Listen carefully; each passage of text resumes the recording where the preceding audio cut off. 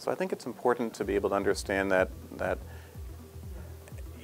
from a threat intelligence perspective, there's a lot of misconception within the industry.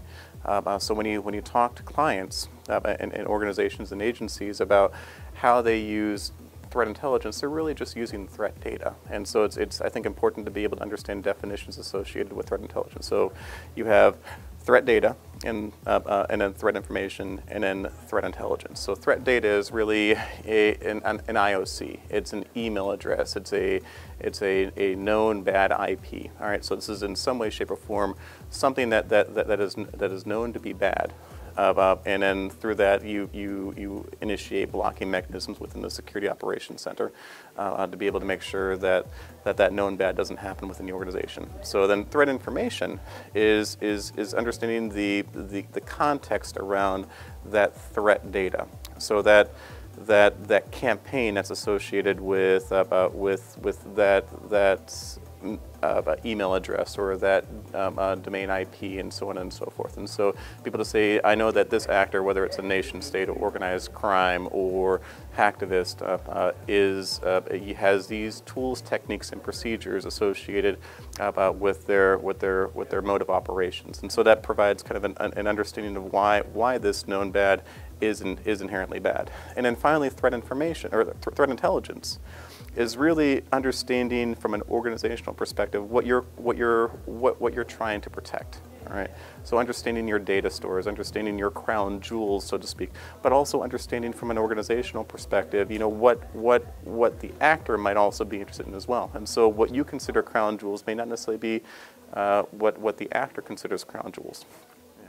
So I think it's important as analysts are creating reports that are associated with the threat intelligence feeds that they're getting, they need to answer the question of so what? Right. So why is this information important for the security operations manager? Why is this information important for the DevOps person? Why is this information important to supply chain risk or the insider threat? Ultimately, the question of so what drives the action associated with the report. Ultimately, I see cyber threat intelligence as more of an enterprise risk management tool than I see it as a kind of a cyber tool. So it's a mechanism through which to be able to elicit some sort of decision about to be able to block that port, open that port, cut off this service, turn on that service, and so on and so forth. I think the biggest challenge, and one that we come across most often, is threat intelligence doesn't necessarily need to live within the Security Operations Center. Again, so going back to my previous answer, threat intelligence I see as an enterprise risk management tool. So something through which you can articulate the so what. But again, the so what can permeate in multiple areas of the organization. So again, if your organization already currently understands the data and the attack vectors and the actors, and understand the crown jewels associated with the data that adversaries are interested in, but also from an organizational perspective, things that you hold valuable. You can take this very easily into different parts of the organization. So you can take this and you can articulate, here are the risks associated with our supply chain because we're seeing this type of activity. Here are the risks associated with insider threat because we're seeing these populations actively targeted.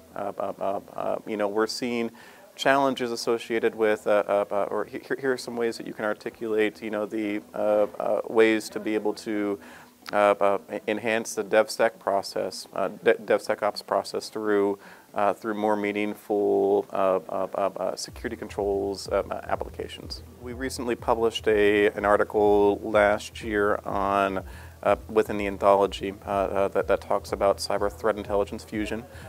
So we articulated some of the about some of the challenges and some of our thoughts around the areas of actionable intelligence, but also from an organizational perspective. Here are different ways that you can orchestrate existing personnel within a cyber threat intelligence fusion cell. Additionally, within KPMG, we also have tabletop exercises. We have a cyber threat intelligence maturity model that we can help lead clients through to be able to look at their existing feeds, their risk appetite, and help an organization understand different ways in which they can repurpose and reuse threat intelligence across the enterprise. Inherently, KPMG is because of the organization that we are. So we're a neutral third party. So we lead with business and industry best practices, but we also aren't tied to any particular technology stack or suite. We do have relationships with a number of those CTI organizations and understand the technology that is available within commercial and government industry.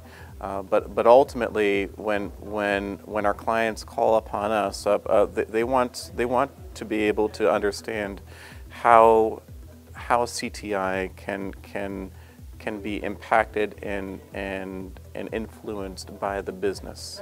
So when we engage with our clients, we try to bring all the stakeholders together and understand the different use cases and scenarios and different ways through which to be able to repurpose and reuse existing technology, existing tools, and understand how to integrate within a culture of the organization.